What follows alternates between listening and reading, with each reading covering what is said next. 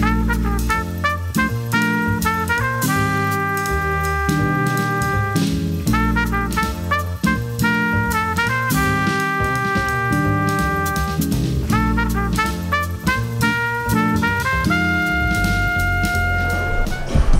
everyone.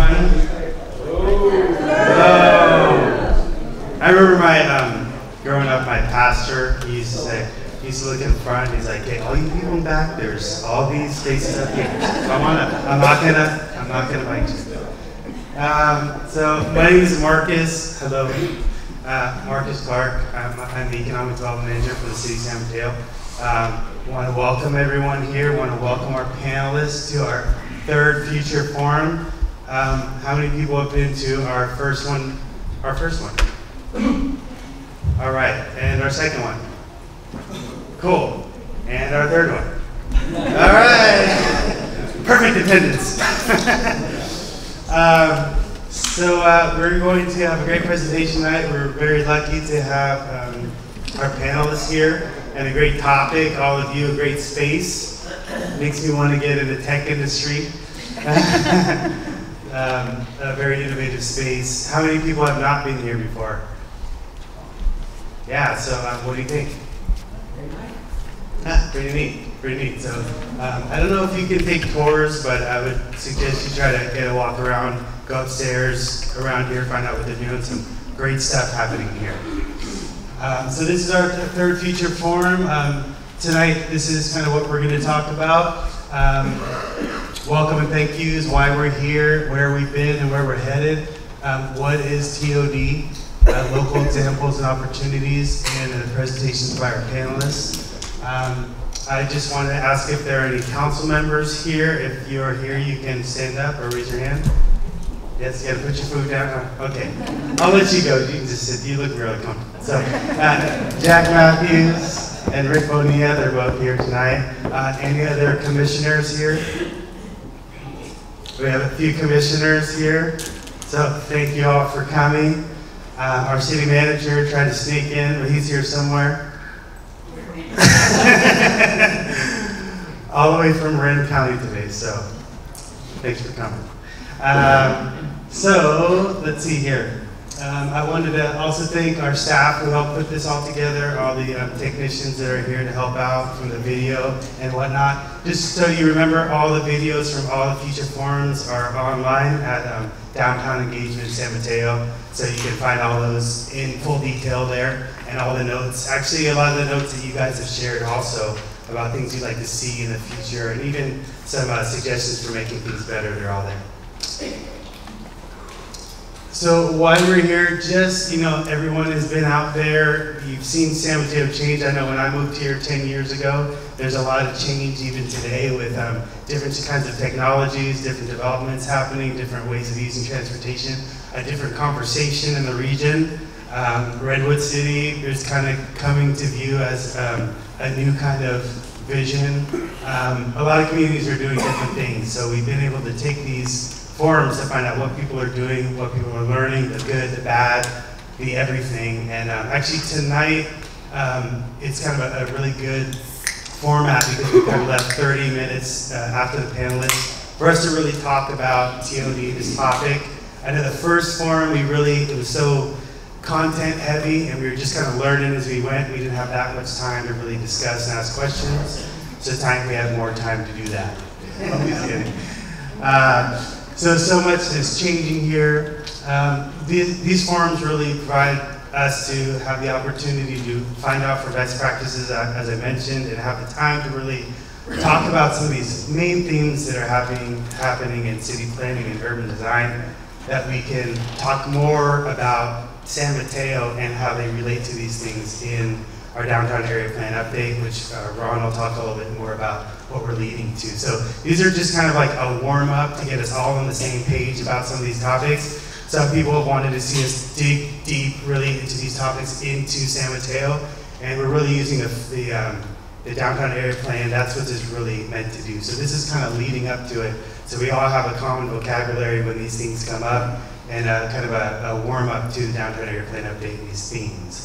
And the opportunity frame planning, San Mateo, from my observation and working here as being part of the city, is a collaborative one and likes to get a lot of different voices as we make decisions, not just the policymakers, but from the community itself. So this is a time where we can kind of really inform the downtown area plan, which will start this next fiscal year, and really think about the policies and activities that are part of that. And so these are kind of the ground, the framework for leading into that plan. Just quickly, where we've been, this has been a process that started in September, where we started our stakeholder forum and commissioners summit. A lot of folks said, hey, downtown is an area of focus. How can we maximize our downtown, which is growing in different ways, but definitely a hot place in the whole region. And so how can we smartly leverage what we have? We've had pop-up workshops to find out what some of the themes are and thoughts are. We've had, like I said, this is our third forum. We also had, as part of this process, a ULI TAP, which is Urban Land Institute Technical Assistance Panel. And real estate development professionals, finance professionals came into downtown, looked at our former RDA sites, Kinko's Worker Resource Center, and other areas of our downtown to see how can we maximize what we have here. All of this information will go into the Assets and Opportunities Plan, which is a document kind of capturing a lot of this information, and then that will go into the San Mateo Downtown Plan Update, which you guys will be part of as we continue this conversation. Okay, one more slide about process. And this is a visual of this process as we go along. And Julia, Ye, Ron, and George are all here from planning, so if you have any questions about the downtown area plan process, you can talk to them. These are just some images of different forums and pop-ups and some of the great art from our younger generation who will be taking full advantage of our downtown in a few years. It's been a successful process so far.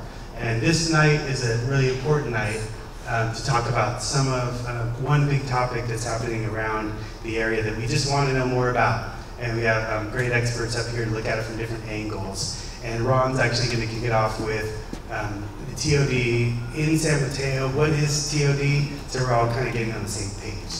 And these are this is a word cloud that just kind of talks about some of the things and themes that have come up over this time.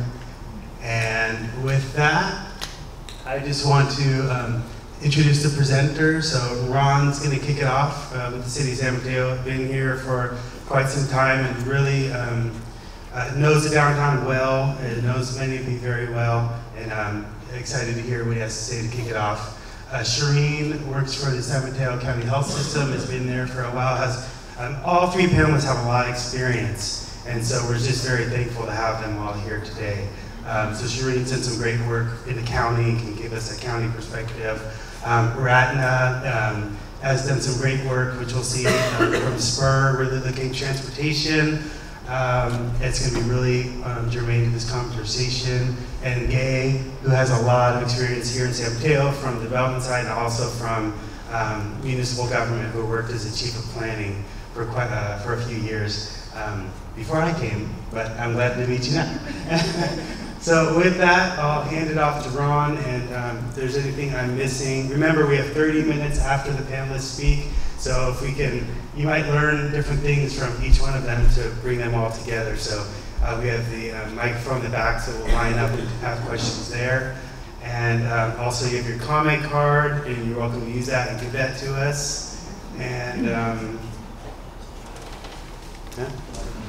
And remember, July 22nd is our final feature forum, and that's going to be around our favorite subject, parking. And remember also that we got creative, we're getting creative with parking. And remember that 181 2nd Avenue is open Friday, Saturday nights for free parking, and same with the library as well. So we're trying to get creative and have more to come on that, on the parking implementation plan. So with that, I'm going to have Ron come on up here.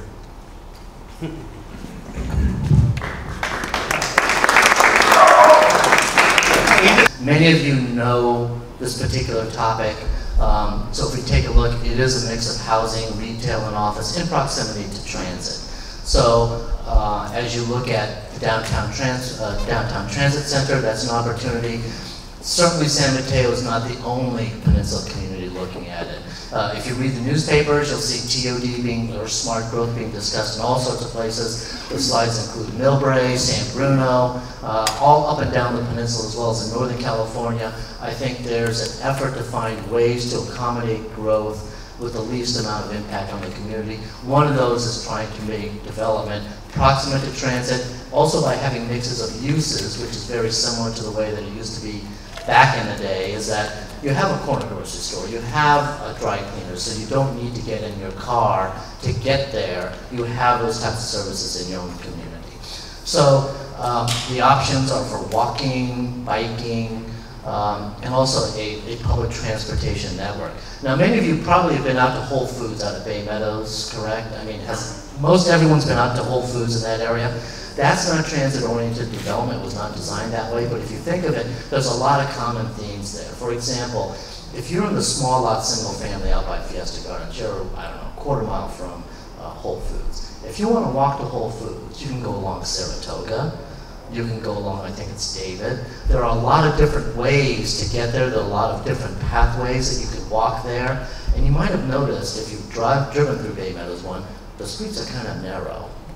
And they're there for a purpose, because they're there to slow down traffic, to make it easier, more convenient, and safer for pedestrians. So when those concepts were developed way back in the 1990s, the idea of a walkable community, a community that is not so auto-centric, is those types of concepts are continuing to come into play today.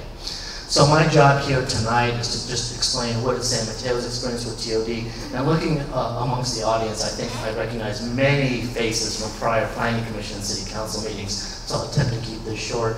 One of the experiences we've had is with the rail corridor plan. And in fact, I think Gabe Quinn was the one who came up with the idea of, hey, we've got an area that is close to Hayward Park, to Bay Meadows. Is that an area where we can accommodate growth in the future? And so it does encourage transit. Many of you know the former Kmart site, Bay Meadows, that's under construction now. And Bay Meadows is an example of that. It's under construction today, mix of residential, retail, and was approved back in 2005. Now, again, looking amongst the audience, I see past planning commissioners, I see present planning commissioners, and I also see several planning commissioners that their first meeting is going to be tomorrow night. What do they have in common? The planning commission often takes field trips to different places after they're built. And some of the planning commissioners in the audience might recall, we went out to Bay Meadows and we were standing on this sales trailer, and one of the commissioners went up to one of the people who were there and just said, hey, can you tell me, of all the places, why did you pick Bay Meadows? I mean, why are you here? And the person said, I'm here because it offers me a choice. I can either take the train, it has a garage, I can put my car there, there's going to be a bike path that goes through here, so I have a choice. Also, I can take transit, it's close to a train station. So again, when we talk about TOD, it's about having a choice. There are some people, and we're in California, that are going to drive. I'm sure you all know people who, the corner store might be a 10-minute walk. They will get in their car and drive. But in some instances, you don't have a choice because the grocery store, the transit is 2 miles, 3 miles away. So this is all about allowing choices for people who choose to live near transit, who choose to have a more walkable community. So again, it's more about a choice that is presented to the people who may live in the community. What is TOD? I think, again, the slides are showing Station Park Green, which is under construction right now, which, again, you can see one of the things, this is a central park on the upper right-hand side of the screen.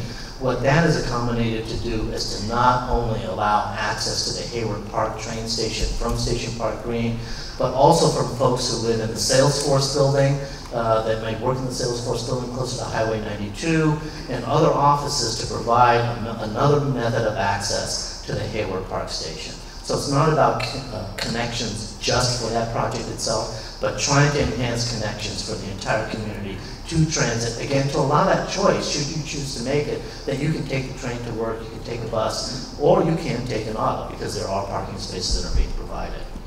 So I won't go into all the details. We do have a website. It's called What's Happening at cityofsanmateo.org. You can read all about the projects there. There's also contacts if you'd like additional information. So we've got a template of TOD that exists in the community today. So how does that relate to what Mark has introduced as our next foray into the downtown plan? There are a lot of opportunities in downtown, so what to do with it. And in fact, we're sitting in something that is part of the new downtown. This used to be a space that was occupied by a software company on the ground floor and a retail space above. It's being reconceptualized. Well, on a larger scale, how do we reconceptualize downtown? How do we maintain its unique charm? Many of you have attended sessions where we like the pedestrian nature, we like the historic character of downtown, we like the walkability of downtown. How do we go ahead and accommodate development in proximity to the downtown train stations? It's one of only 3 we have in San Mateo, but at the same time recognize those charms and the tradition of San Mateo's downtown. So one of the things that we're looking at is, again, creating opportunities for housing and jobs in proximity to the downtown train station. Many of you may know the Metropolitan. It's a large multifamily that was constructed in 2000. If you were to go there on any given day, you will see that there are cars in the garage. People are choosing to take the train. Now, this is anecdotal only from the salesman or from the rental manager there, but many people do go ahead and take transit. Now, again, that is a choice. It's not dictated, but that is something that we're finding in close proximity to the downtown train station. Another thing that we're looking at is providing support for downtown retail and service uses. One of the things that we found is that as workers are there, we often go to talk to commercial brokers, other people who choose to locate. And what they've indicated is that for offices coming to downtown, they like to be near restaurants. They like to have things that they don't have to get in their cars, they can walk to. You'll still have the large office complexes that you might have, say, up the hill or in San Bruno, but many instances for companies locating today, they want to be close by so they can either take transit and then during lunch, they won't need to get in their cars to actually eat lunch, to run errands, to have those opportunities close by. So again, what we're trying to do is take advantage of that and also provide a customer base for those businesses in the downtown. Also, many of you are familiar with the former Kinko's site between 4th, 5th Claremont and the railroad, the Workers' Resource Center. Those are presently controlled by the city, and there are opportunities. So what is the best use for those? So obviously, as the city takes a look at that, one of the things that we would be taking a look at is how can redevelopment of those sites accommodate the downtown? Also, how can those also take advantage of proximity to the downtown train station? Because they are very, very close to the downtown train station. So those are some of the implications, some of the things we're looking at as we move forward in the downtown plan. As we look forward at this concept of TOD, what are the opportunities for some of the things that we'd be looking at? So unless there are specific questions about TOD in San Mateo, that's just a brief introduction. I'll go ahead and hand it over to the panelists. They'll be talking about different aspects of TOD, and as Marcus indicated, should you have them. And if it's been like the last few panels we've had, they'll certainly be around if you have specific questions for them after the presentation. So with that, I'll hand it over to Shireen. I think you're our first panelist.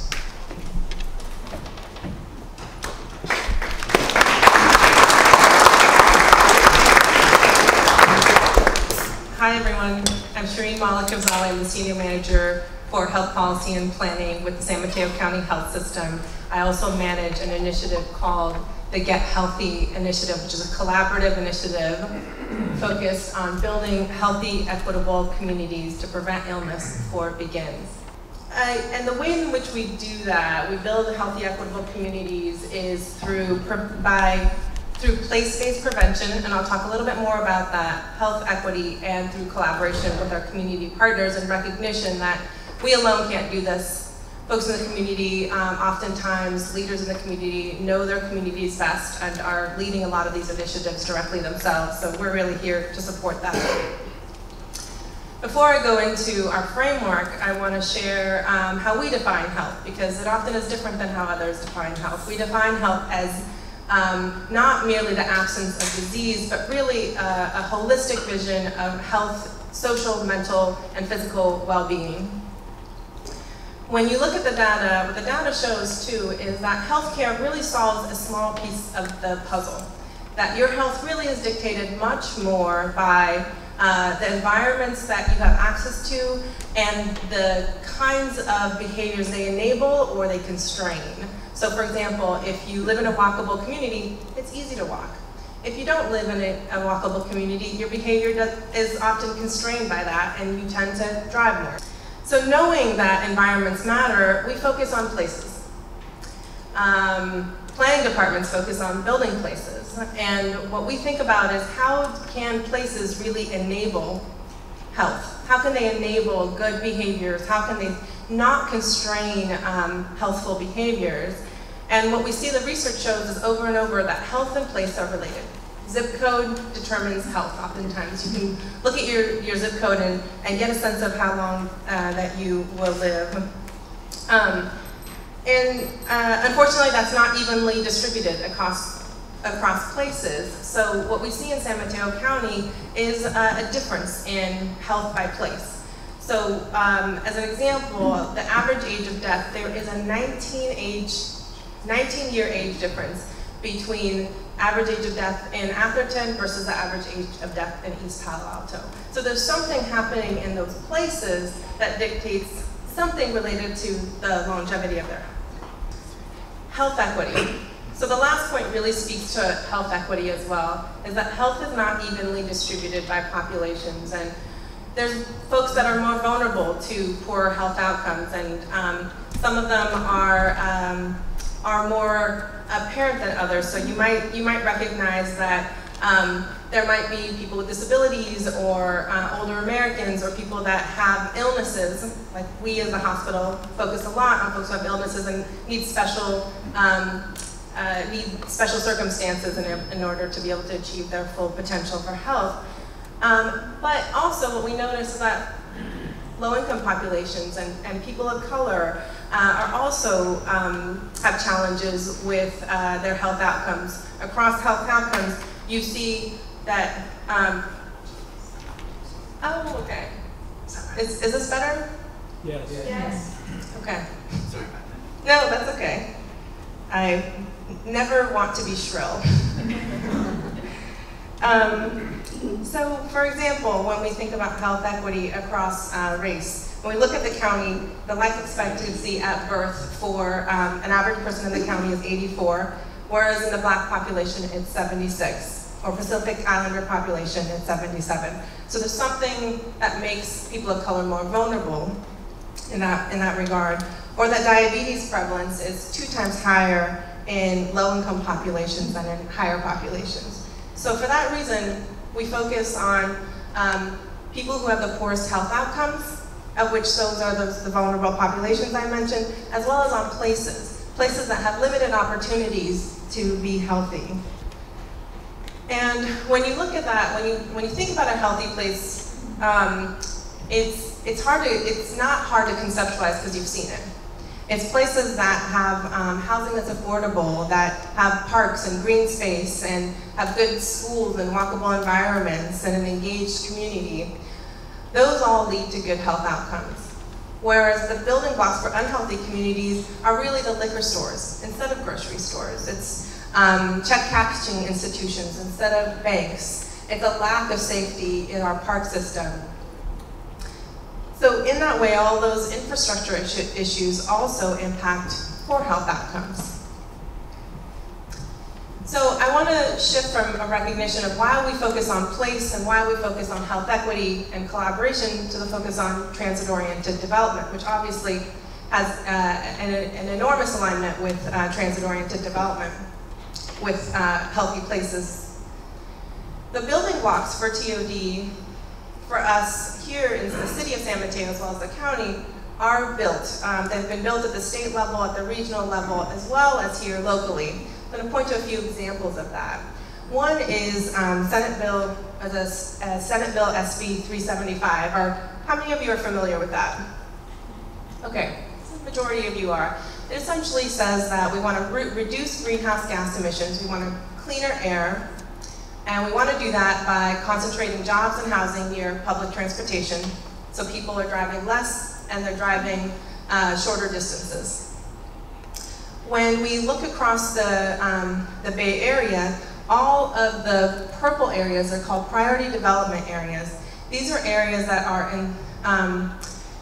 do just that. They are prized to incentivize to build housing and jobs near public transportation, and there's incentives at the regional level through funding in order to be able to support that.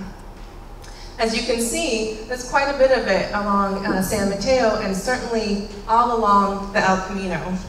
Which brings me to my second building block, which is the Grand Boulevard Initiative. So taking a little bit of a smaller bite, looking at the El Camino between Daly City and San Jose, there's a group called the Grand Boulevard Initiative that comes together, all the cities that represent and El Camino touches into, as well as some other leaders that have come together in recognition that El Camino as a street, as a transportation opportunity, is also a really important opportunity for jobs, for housing, for safety.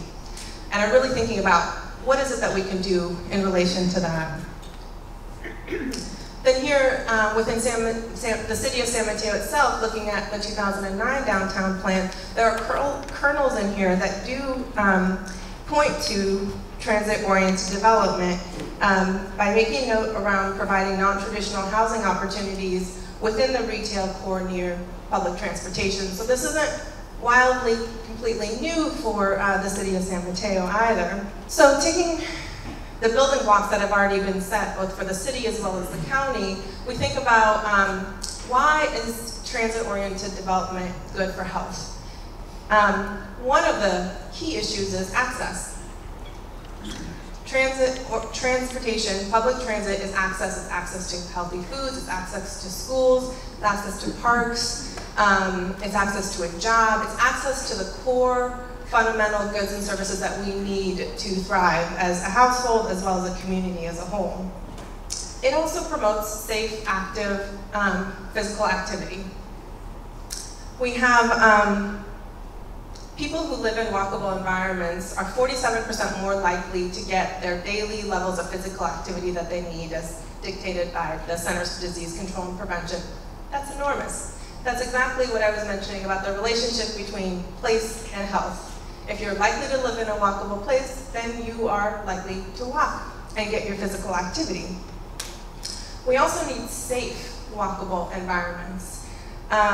Over the last 5 years in San Mateo County, there have been over 2,000 injuries for bicycle and pedestrian injuries due to collisions, and 62 of which have been fatalities. So there's something that we need to be thinking about in relation to safety and how we plan our streets and our communities that enable people to have physical activity on a daily basis that feels safe.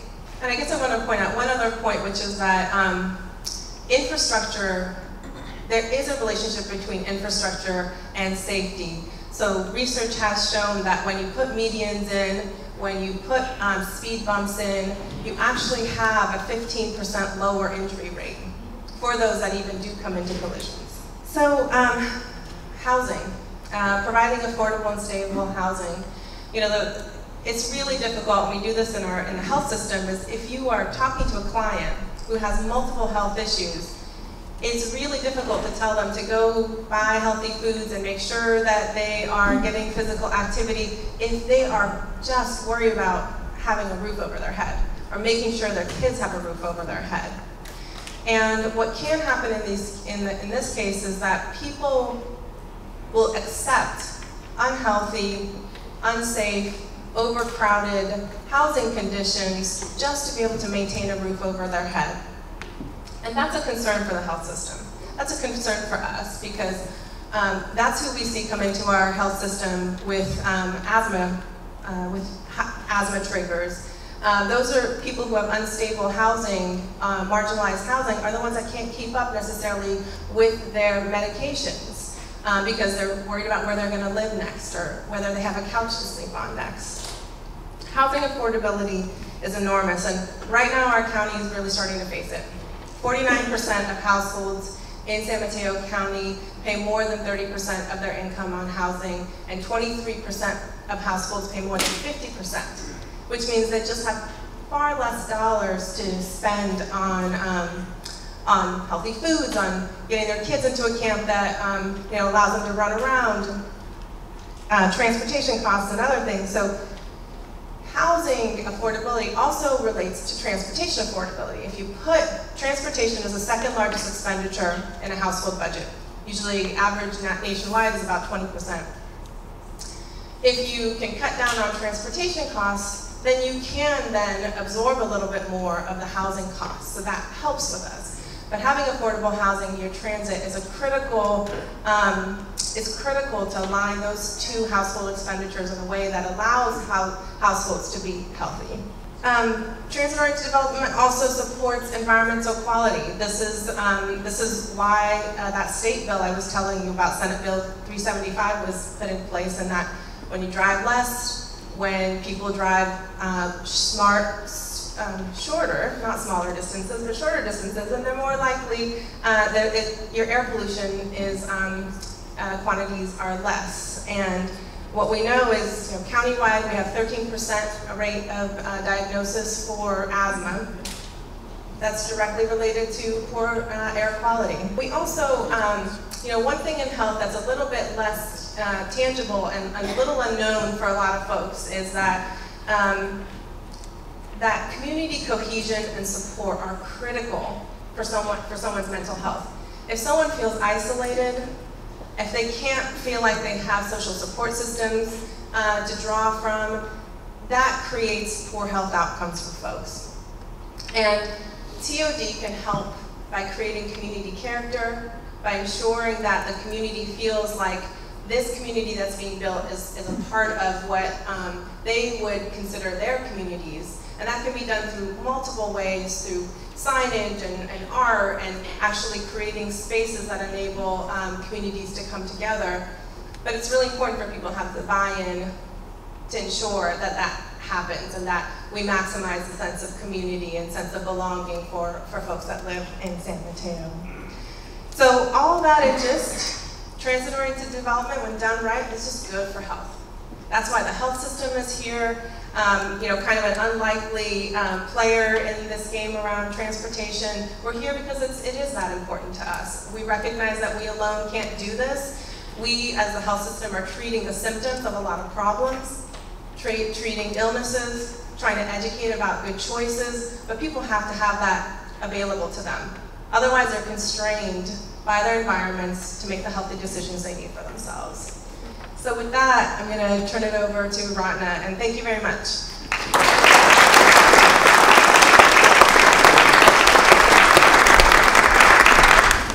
Hi, everybody. It's such a privilege to be here, and I'm amazed by this turnout. I don't think every community gets as many people to come just learn about how to build communities. My name's Ratna Amin. I'm the Transportation Policy Director at SPUR, and I'll tell you a little bit more about what that is. Today I'm going to talk to you about the T in TOD from our perspective, working all around the region. And just a little bit of background about myself that I think is relevant. I studied transportation, worked in transportation, and then worked for the City of Oakland, for the City Council for several years on every kind of issue a city faces. But it's only been since I've been at SPUR for the last 2.5 years that I realized how much cities need to know about transit in order to succeed. And it's beyond what most people in the city ever have time to think about.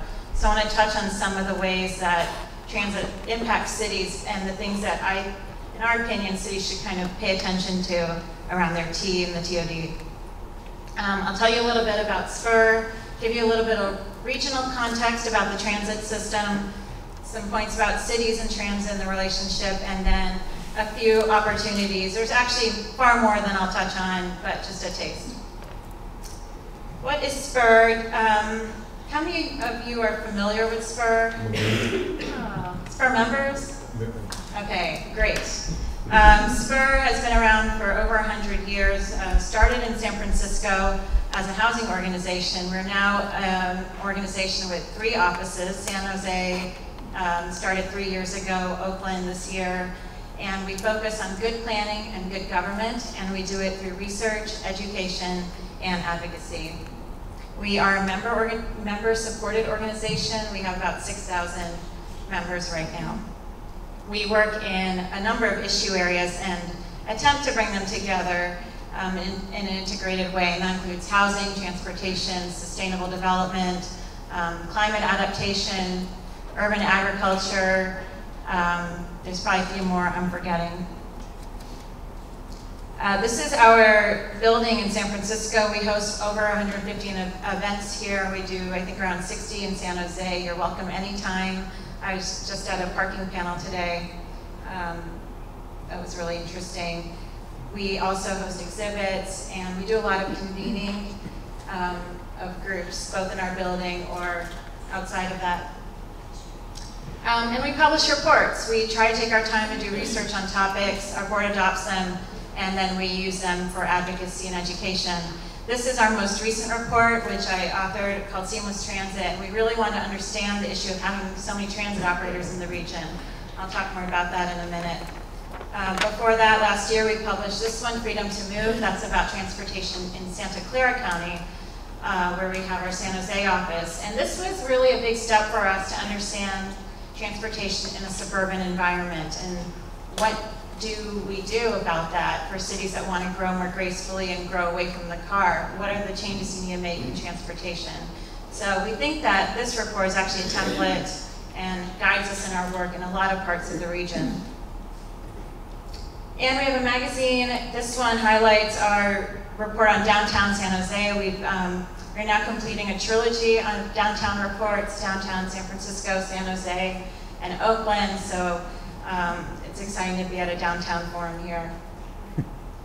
Okay, so to today's topic, with the TNTOD, we want to grow cities and region around transit. This has been codified. People talk about it all the time, as they have been for about 20 years. This is one reason, and it's extra bright on the screen. It is this recurring problem traveling by car. And it is a regional economy. People do have to leave their neighborhoods for work or for education or for health regularly. So it doesn't matter that the regional system works. However, we've noticed that a lot of people or plans that support transit-oriented development, this kind of growth, aren't that focused on the T. That's sort of left to other people. They'll take care of the T. The transit will be there. It'll be there in increasing quantities as the population grows, and that's not a given in any part of our region. And so we can't just focus on the land use aspect of TOD. Space is one of the big reasons we need to shift the transportation system. This is the corridor where we are. 19% of the land is already devoted to roads and parking. The limits of space are why you have congestion on the roads, and the auto-centric design is why people are so far from where they need to go sometimes. So I think there's a lot of interest in reversing this. That doesn't mean it's simple. And the idea of locating jobs near transit in particular is quite new for a lot of the region. This map, I don't know, well, easily you can read it, shows that 75% of the jobs in our region are located within a half-mile of a freeway ramp. Most of our job growth happened away from transit. And when we talked about TOD over the last decade or two, a lot of the conversation's been around housing. And I think that's a real dilemma, is are we gonna have jobs or housing or both? And in a lot of ways, jobs are more important near transit in terms of ridership. A job's gonna create more riders than housing a lot of the time. And 23% of our region's jobs are near transit. This is a couple of years old, so it may be slightly higher now, although we still have job growth near highways all the time. So this is kind of the shift we're trying to make. On the transit side, as we've wanted to become a more transit-oriented region, we've had very mixed success, actually.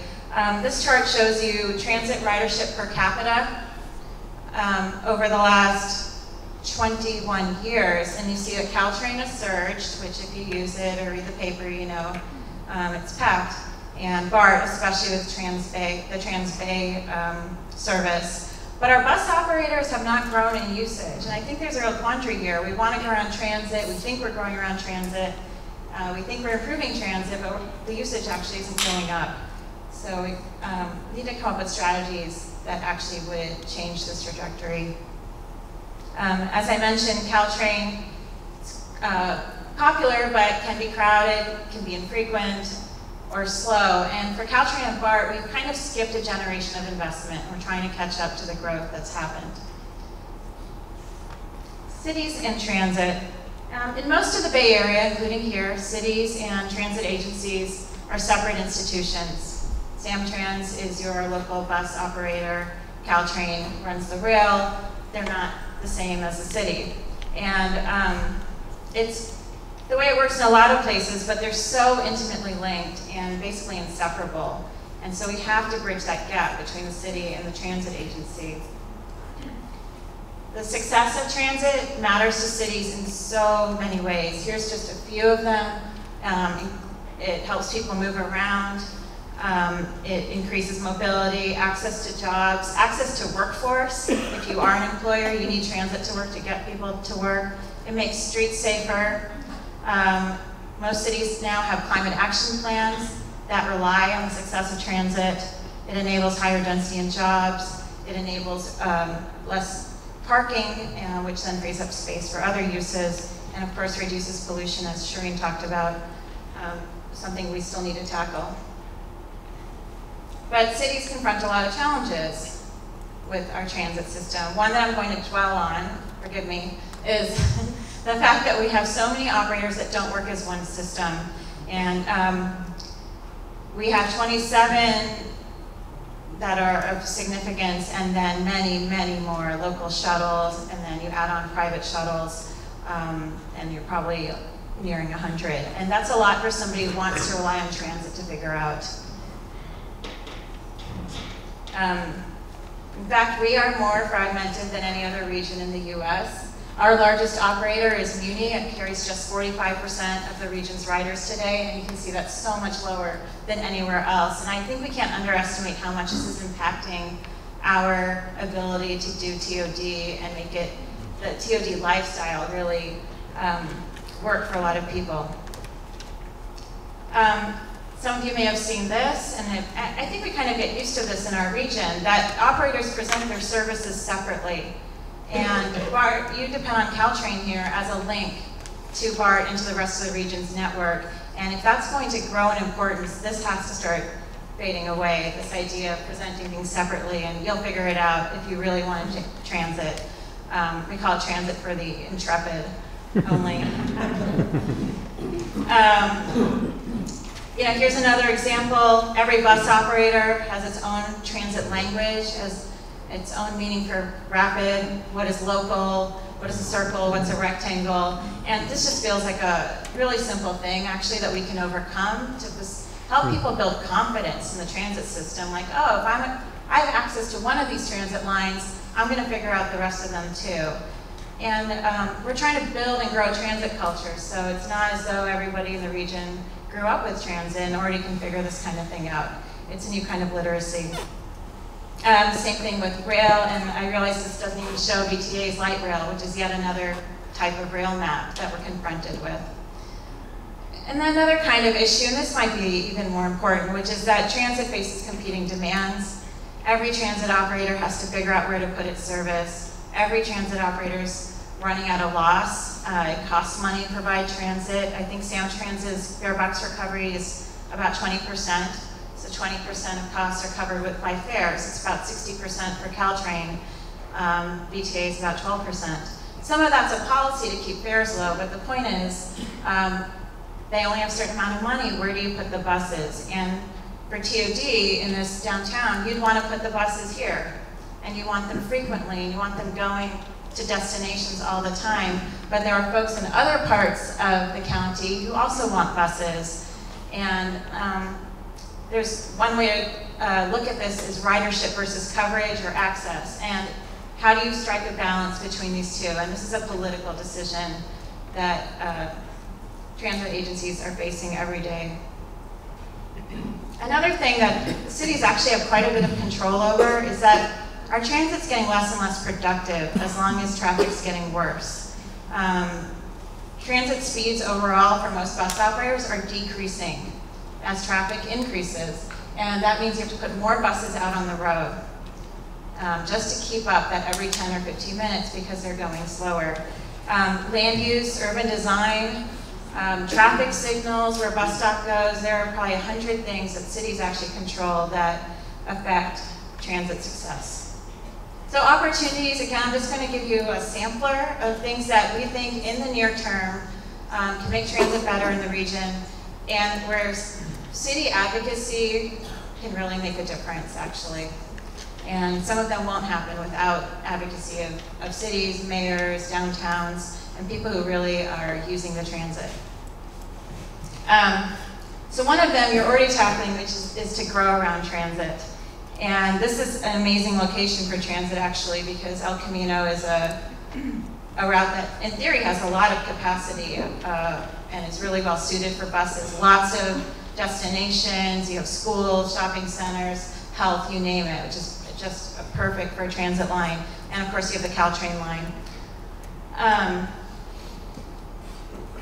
Another opportunity is that as I said before, we're growing a transit culture, which means there's a lot of citizen interest in making transit better, and it works. This is the new Muni map, and sorry to bring so many Muni examples, but this was done by citizens,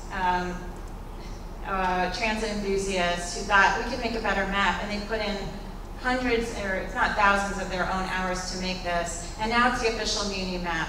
So if we can let people engage with their transit systems, they actually will solve some of these problems. I mentioned bus rapid transit. How many of you know what that is? I think you know what it is. It's a improved bus service where buses can go as fast as rail. That's how it's often talked about. But to get there, you need to do 10 or 15 different things, the most important being giving the buses their own lanes so you can get them out of traffic. These are concepts for bus rapid transit on El Camino in San Mateo County that Samtrans has developed. There's no funding for these. It might take $5 million just to get the bus to rapid frequencies, which is still not doing the work to get this kind of service. It's also controversial because in many places it involves removing parking, which you'll talk about at your next meeting. But it's hard to imagine a lot more growth without starting to let transit be more successful by giving it more space.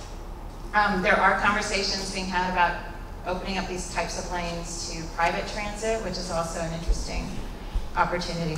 Caltrain electrification, if it happens, or when it happens, sorry, will be, could be 2021, so in 6 years. And this is the next biggest jump probably in Caltrain service that you can expect.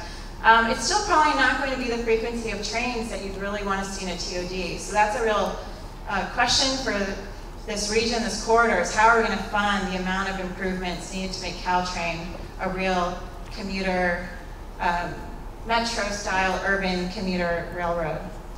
Technology is making transit easier to use. This is Transit Screen. I'm a really big fan of Transit Screen. They project or display transit information that's driven by live feeds and data, and this is probably 100 times easier to install than existing signage. That's actually a capital project that needs to be designed, and it's really flexible, and this is the kind of thing a city could care about. You know, it doesn't have to be inside a transit station. So how do we help guide people to transit? Google Maps, I think, and similar tools are a real breakthrough for making transit usable. And that just creates more opportunities to get more folks on transit. These are a little out of order, but transit infrastructure design matters for cities. And as you want to become more transit oriented, getting that fine-tuned, beautiful transit infrastructure matters more. The off-the-shelf grade separation or transit hub might not be good enough, and you want something more beautiful like this that fits into your urban fabric. That goes for stations and grade separations, as well as other facilities. This is a plug here that we still don't have a regional transit pass in this region. And if we want to be a transit-oriented region, that seems kind of basic. And a lot of other regions have one. You've probably visited places like Seattle that has the Orca Pass. We don't have a regional transit pass. We could. It's a matter of negotiations and programming the software. And I think cities can be really great advocates for this. And my last point I'll make is increasingly transit seen as part of a multimodal lifestyle. And that's a really neat development. This is actually from Germany, where they've taken this concept really far and created cards that let you pay for bike sharing, car sharing, transit, taxis, whatever, all at once, understanding that you might need any one of those tools at a different time. So thinking about transit as part of a suite of options is kind of where things are headed. I'm going to stop there. Thank you, and I'm happy to take questions at the end.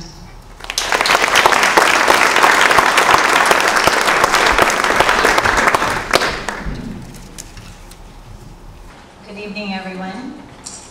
My name is Gay Quinn, and I'm a real estate developer.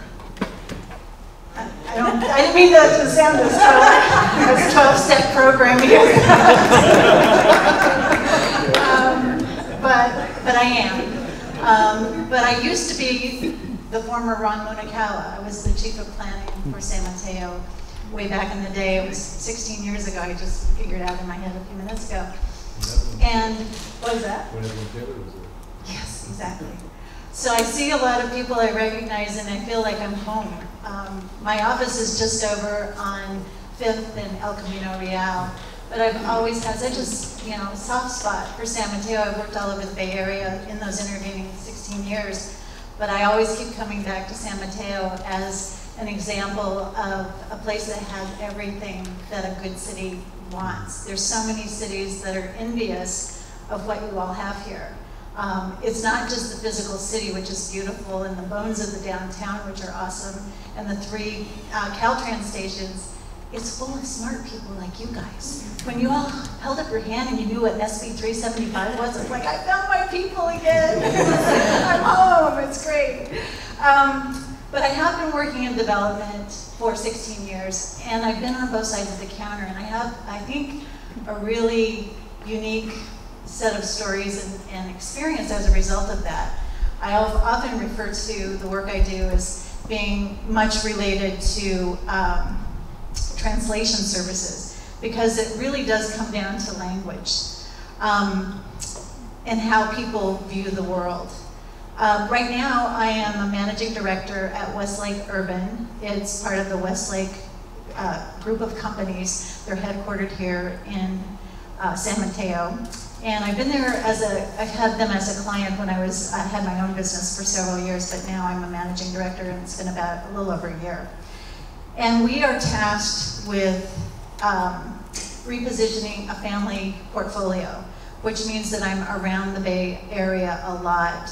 We have 14 active projects, and when I talked to Larry Patterson about being a speaker for this particular event, it was on TOD, and I don't really always think about TOD being the framework for the work we do, but when I went through the list of projects that we have on our boards right now, I realized that TOD is the underpinning for virtually everything that we're doing. And part of that is just a coincidence of the portfolio of properties, but most of it's about the shift that's happening in our world. And most of it's about the fact that there's a demand for transit-oriented development that's different than just the kinds of things that we've been trying to do over the last 20 years to improve our cities and to provide social services. We are now living in a barbell demographic situation where there are as many millennial-aged people as there are baby boomer people. And as a baby boomer, in our lives, we have this sense of entitlement because we changed the world as we grew up, and schools changed to our whims. But now we have this countervailing force of millennials, and they're changing everything. They're creating a market and a demand, where before we did it because it was the right thing to do, or we were thinking long term. But right now, I think it's really a big market force. This is one of my favorite quotes. It's by Eddie Obeng. Some of you may know him from his TED Talk. But I love this quote because I think it really snapshots something that we don't always think about. I'll just read it. It says, "We spend our time responding rationally to a world which we understand and recognize, but which no longer exists." And I think that's very particular to the policies, particularly zoning policies in cities that don't fit the world we're living in today. And if that's the case, we need to have a whole different set of conversations. And I want to applaud San Mateo for the work that you're doing. I've come to a lot of the taste and talks, and these kinds of conversations are critical to navigating the world we live in right now. And smart people like you, informed people like you, coming to a meeting like this on a beautiful day, when we're sitting in a room that has no windows, to talk about things that really matter to you. This is where change happens. This is where the things that matter to your neighborhoods and to your community, to your kids and to your grandkids. This is where these kinds of things start to take shape. I was also really excited to see 2 young, handsome men in the audience, because we're talking about them. These kinds of conversations are about them. And if they don't show up, or if we're not thinking about them, then oftentimes they get lost in the mix. So I think it's really a challenge. Eddie Obeng is challenging us to say, we may look at the world and recognize the physical form, but the underpinnings to it, the underpinnings to everything. We talked about technology changing transit. There's technology changing everything in our world, and we just have to be mindful of that. And his second thing, which is a corollary to it, somebody or something has changed the world, changed the rules about how our world works. We have to come to grips with that, because the inputs are different. There's a lot of things that are changing just below the surface, and they become obvious when you start looking at them. So I put this slide together to illustrate a point. In 1965, 50 years ago, streets looked like that. They were made for the car. Streets and cities were built on making the car comfortable, making the car go fast, making the car be on display. In 2015, this image is about something deeper and more symbolic of a transformation. And the reason I included this particular piece is that this is a piece of art that we just bought for a property that we are under construction in San Leandro, and I'll talk about that in a second. But it becomes emblematic of a transformation about what's important. This particular photo was taken when this piece was on the playa at Burning Man. Who would ever have thought that a real estate developer would be buying a piece of art that came from Burning Man? This is how crazy the world is these days. But it has 2,500 LED lights. It can be programmed in a million different ways, and it's 55 feet tall. So here's the other thing. We put this slide together, and I think it's really illustrative of, if you look at every single thing on here, it's changing the way we go about living today. We've got city car share. We've got the cafe culture, the third workplace that Starbucks calls it. The little blue lights are meant to indicate broadband speeds. We have the farm-to-table movement. We have Teslas and electric cars, and we have Airbnb, and we have bicycle share, and the ubiquitous smartphone. All of those things are changing everything we do and everything we care about, and they didn't exist 10 years ago. And the kind of conversations you're here to talk about today are talking about a world that's 10 years beyond here, or 50 years beyond here, because if there's one point that I want to make tonight, is that the world is changing. There's these giant societal shifts, culturally, institutionally, demographically, you name it, everything's changing. And we need new tools. We need a new framework for making the decisions that are going to last for generations. And zoning, I'm here to tell you, ain't the way to go. It's a blunt instrument that creates the single sort of, I think if the intentions are good, it was done to keep bad things from happening. It doesn't fit today. So we have to come up with a new tool, and that's where these conversations, I think, lead. The other thing is this regional context that we find ourselves in. And so we have this booming economy. This is the most fascinating time to be in business doing the work I'm doing. it's complicated and it's messy and it's kind of, you know, there's just these giant things about how do we cope with all the change that's going on. And there's a lot of good things and there's a lot of bad things, but a couple things that are coming up are the housing affordability crisis, which is affecting every single one of us in the room, whether we admit it or not. We're talking about things related to culture wars, the Google buses, the 1%, you know, all of that kind of conversation. And then the article on the bottom right-hand corner of the slide is one that I think upends what people like me in the work that I've done never thought would happen, is that the demographic and cultural shifts are so profound that Oakland has rents that are increasing higher than San Francisco's rents. That when asked, the cohort between 18 and 32-year-olds, they're choosing to move to Oakland. And we all know what Oakland's narrative has been in the past. But despite that, that's where this generation is choosing to move. There's something there that we all need to learn from. I'm not exactly sure what it is, but I think that it's going to be a really powerful incentive and a way of things shaking out in a different way than maybe the baby boomers in our lives so far have indicated. So when I think about places like San Mateo in particular, I got a slide for San Leandro coming up. The one thing that I think really gets back to the zoning question is that it's not a one-size-fits-all kind of conundrum that we're facing. And for the downtown, I constantly think of downtown San Mateo because I love it so much.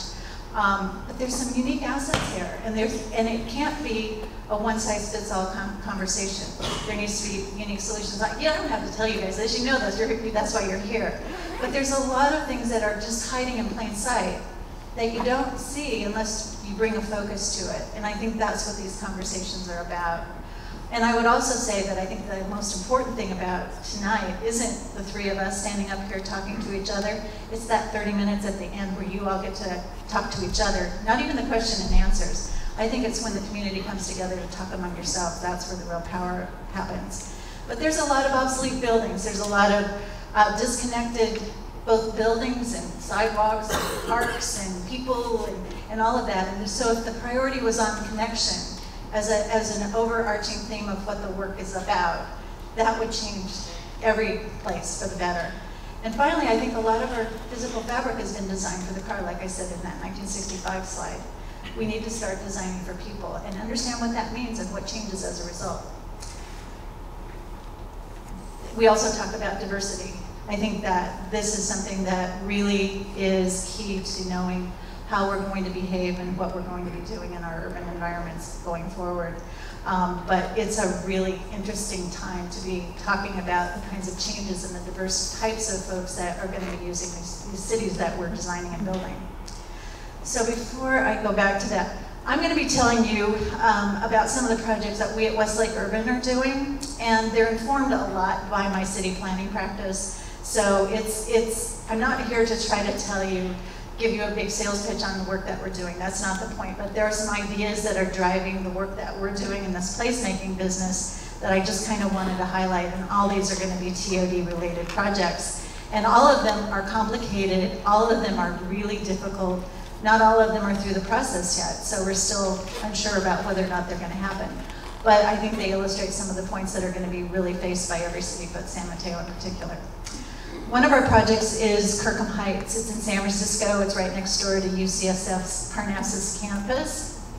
It is an existing 86-unit rent-controlled apartment sitting on 6 of the most spectacular acres, I think, in the city. Has unobstructed views of the Golden Gate Bridge, the Pacific Ocean, the bay, the Marin Headlands, and it's right next to the Sutro Forest. Easy. And we are transitioning that trying to transition that to up to 460 housing units. And that meant that we had to understand the part of the city it was in, the connections to the urban form, the kind of places between the buildings that are going to be really important for the people who live there, and creating a new neighborhood within the Inner Sunset neighborhood. But a lot of it has to do with connections. And the current situation with the 86 units on the left, that was built for a time when the car was king. In fact, it was so keen that they wanted to leave the doors off of the garages so that people could show off their cars. And that's basically, it's been pretty much existing like that since it was built in, I think, 1969, something like that. So we're having to change as developers, we're having to change our perspective. The one on the right, we're proposing 0.5 parking spaces per unit. We couldn't do that in an area that didn't have access to transit. The reason we can do that, and it took us a long time to get our heads around this, quite honestly, because we're risk averse as developers, was that we have the in-Judah line, which is crowded, but there's plans for its improvement. We have multiple bus lines, and we found that most of the people that currently live in the 86 units are already employees or students at UCSF, so we have a walkability benefit. So we have been working with Nelson Nygaard, and they've been one of your Taste and Talks, or several of your Taste and Talk presenters. And one of the things that blew my mind was that they did a study of the new apartments in San Francisco, and they found that 88% of all new apartments that were built since 2000 are car-free. 88% are car-free households. This is a major shift that's going on. This isn't anecdotal, the data exists. Our second TOD project is this, it's called SLTC, San Leandro Tech Campus. It's the building there's 3 buildings, it's 500,000 square feet in the place of a former Del Monte cannery right next to the San Leandro downtown BART station. Now, I had a conversation with Ron Mutakawa, and he doesn't like our architecture, and I get that. But the point of this slide is, that we had a fabric of a community that we had to figure out what was going to fit there. And it's a tough thing. This is a community that hasn't had new offices built in 40 years. So we are the first pioneers in this marketplace, and we believe that this particular project is going to catalyze a lot. There's up to 2,500 employees that will be part of this in a community that's been predominantly industrial, with most of its employment auto-driven and truck-driven. And we think of our project as being a catalyst, but the real catalyst for this project was this. And this is the Downtown San Leandro Transit-Oriented Development Strategy. I don't have to tell you guys, you're already talking about it, you're already having a lot of momentum on this area, but I just wanted to point out at the bottom of this report, note the date. It's 2007. And I was a part of that, I was one of the community participants in that. Started 2 years before that. We're just coming out of the ground with our project 10 years later. So these kinds of things take a long time, depending on the real estate cycle. But putting this piece in place was the true catalyst, and I really applaud you all for thinking about that in the way that you're looking at downtown San Mateo. And I put this one in because I think it gets to this idea of city building and the decisions that get made along the way. We talked about Truth is Beauty as the sculpture that we've acquired, but I tried to put it in this slide to show you, it's not a great diagram, but to show you why we put it where we put it. We had the choice of putting it on display to the cars, and we chose not to. We put it on display to the BART platform. So this particular orientation is towards the building from the BART platform, and there's a long horizontal band of windows for all the BART patrons. So when they're waiting for their next train, this is what they can look at. Also, it's part of an ecosystem, and you guys know all about that too. It's not just about the BART being there, but Bridge Housing is building 200 units in the location now shown here. The city is doing an RFP for a really exciting project at their equivalent of Main and Main in their downtown. So these kinds of things start to trigger other things to happen. This is a small project, but I think it's important to illustrate the point that you don't have to be smack dab on a BART station or a Caltrain station to do TOD. This is a pocket neighborhood in the city of Hayward. According to the staff report, it's a 7-minute bus ride to the downtown Hayward BART station. We're building 24 units, and we've deliberately placed the parking spaces so that you have to walk to them, so that we could not have architecture that was dominated by the car, and that we created places in the middle for people to congregate. Just a different twist. It's a low-density version of TOD, but it's off the beaten path. We're also working on a project in the city of Santa Clara. We own 4 acres of a 50-acre flat rectangular site next to the Lawrence station, the Caltrain station. And we're working with 3 other development teams to take our little property, which again is obsolete, auto-driven, concrete tilt-up building, underutilized, and turn it into a place like the one you see on the right. And now we're getting to the 2 projects that we're doing here locally, and we're really excited about this. And this is 2000 Delaware. We're building 60 workforce housing units. We bought the property a couple of years ago. It was, or we leased the property, actually, is the most better way to say it. The city owns the property, and we're leasing it from the city, and we are building these units. They'll be income restricted to households that earn less than 110% of the county median. We could not have done this project and be in the position that we are in now to be able to rent them, lease them starting in September, had it not been for the vision of several people in this room who decided that it was the city's business to create the incentives for developers like us to come in and build affordable housing. In this case, it's workforce housing. It's not below market rate, but it's income restricted. We think that there's a huge demand for that, but it is a little bit of a hole in the donut. It's challenged some of our marketing efforts to try to tell people they have to make between here and there, and they can't make more and they can't make less, but I think that there's still a lot of demand for a new product, 2-bedroom, 2-bath. And then finally, in the San Mateo list, I put this in here, it's really hard to describe, but we are in this is the building we own on El Camino of 5th Avenue. We have our corporate headquarters in the 9th floor, and we just moved out. We're a company that is committed to sustainable development. We really are committed to energy efficiency, and our building is a very difficult building to transition. So we've moved out, we've started to peel the onion about how you actually do this stuff. And even for a company like us that's really committed to doing it, it's hard. It's really hard because you have building systems and HVAC. Oh, and you have tenants that are there that you have to work around, and you have to do it in bite-sized pieces, and you never can kind of know if all the pieces are going to come together. But this is a real-world example, I think, of a TOD plan that in a community like San Mateo is emblematic of the struggles that are ahead as you try to take these buildings and transition them. It's always easier to go out to the hinterland and build single-family houses on land that's never been developed. But when you really get into the weeds of what it takes to take a building like this from where it is to a Class A structure that has all the benefits of a sustainable commitment, it really becomes really difficult. So far we are, all of our staff is scattered throughout the building. We are going to be meeting with the building official in the next couple of weeks to kind of pull all the permits to start on the tenant improvements.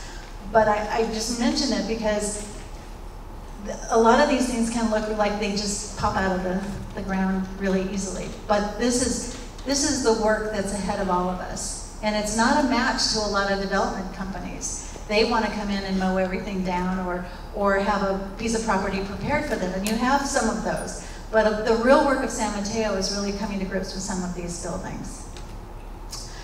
And I think this sums up sort of the work in front of all of us. It's about connecting, and that's why I think it's so important for you all to talk to each other tonight. It's about the future, taking a really long-term view of things, focusing on the place and the community, focusing on sustainability, and the most elusive of all of those things is how do you build trust in a community that has a practice, and this is true of every community. We're so used to pulling to opposite poles on the development side and figuring out a way to fight for the middle as if the middle was the best place for all of us to be.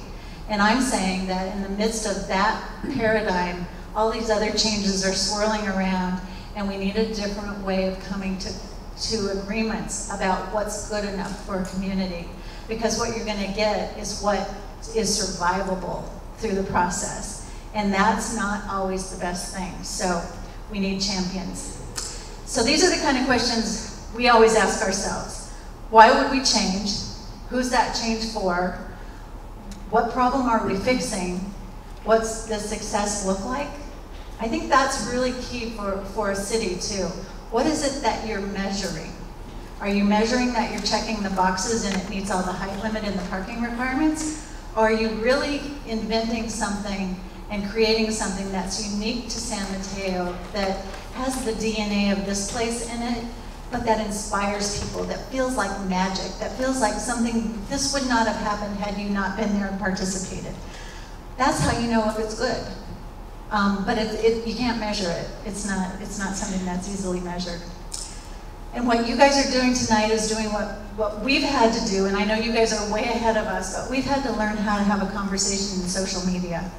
And what we're finding is meetings like this are really priceless and they can't be replicated. But what we found in a lot of our community meetings, we'll have 100 people come to a meeting like this, but there's 700 people that are responding to our Twitter feed. I didn't even know how to spell Twitter last year. I tweet now. This is part of the shift. This is why things are so interesting. It's a whole set of different ways that the conversation is happening and people are weighing in on it. But in the end, we're all trying to create long-term value, and we're building for these two young gentlemen in the room tonight. So appreciate your time. Look forward to hearing about all the successes you're going to create.